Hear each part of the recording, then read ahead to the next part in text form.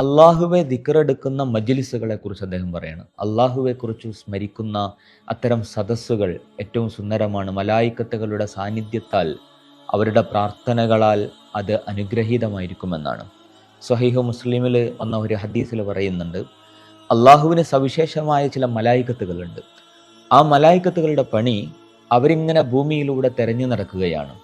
അള്ളാഹുവെക്കുറിച്ച് സ്മരിക്കുന്ന ദിക്ർ ചെയ്യുന്ന സദസ്സുകളുണ്ടോ എന്ന് നോക്കി വരും.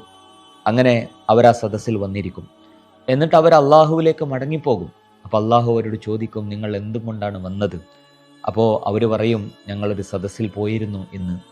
അവിടെ അവർ ദിക്റെടുക്കുകയാണ്, അള്ളാഹുവെ ദിക്ർ ചെയ്യുന്ന ഒരു സദസ്സാണ്. അപ്പോൾ അള്ളാഹ് ചോദിക്കും, അത്രേ അവരെന്താ പറഞ്ഞിരുന്നത്, അവരെന്താ ചെയ്തുകൊണ്ടിരുന്നത്?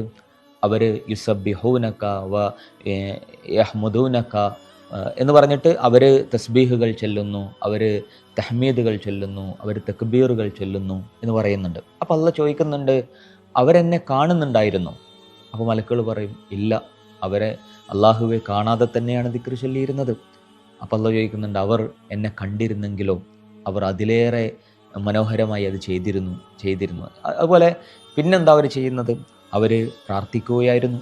അവരെന്താ ചോദിച്ചത്? അവർ സ്വർഗമാണ് ചോദിച്ചത്. അപ്പോൾ അള്ളാഹ് ചോദിക്കും വീണ്ടും, അവരെന്നെ കണ്ടിരുന്നു? ഇല്ല, അവർ അള്ളാഹിനെ കാണാതെയാണ് അതൊക്കെ ചെയ്യുന്നത്. അപ്പോൾ അവരെന്നെ കണ്ടിരുന്നെങ്കിൽ എന്തായിരിക്കുമായിരുന്നു അവസ്ഥ? ഇങ്ങനെ ദീർഘമായൊരു ഹദീസാണ്.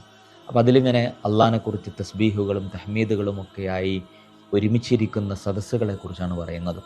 അങ്ങനെ അപ്പോൾ അള്ളാഹു ഒടുവിൽ പറയുന്നുണ്ട്, അവരെ സന്തോഷ വാർത്ത അറിയിക്കുക, അവരുടെ പാപങ്ങളൊക്കെയും അള്ളാഹു പുറത്തു കൊടുത്തിട്ടുണ്ട് എന്ന് സന്തോഷ വാർത്ത അറിയിക്കുക.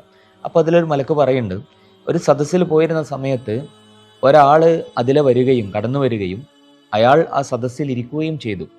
അയാൾ ആ സദസ്സിലേക്ക് ഉദ്ദേശിച്ച് വന്നതെന്നല്ല, ആ സദസ്സ് കണ്ടപ്പോൾ അവിടെ വന്നിരിക്കുകയാണ് ചെയ്തത് എന്ന് പറഞ്ഞപ്പോൾ അയാൾക്ക് പ്രതിഫലം ഉണ്ടാകുമോ എന്ന് ചോദിക്കുമ്പോൾ അല്ലാഹു സുബ്ഹാനഹു വ തആല പറയുന്നുണ്ട്, അത്തരം സദസ്സുകൾ എന്ന് പറയുന്നത് അവിടെ ഇരിക്കുന്ന ആളുകളുടെ കൂടെയുള്ള ഇരുത്തം ഒരിക്കലും നഷ്ടമാകാത്ത തരത്തിലുള്ള കൂട്ടുകാരാണ് അവർ എന്ന് പറയുന്നുണ്ട്.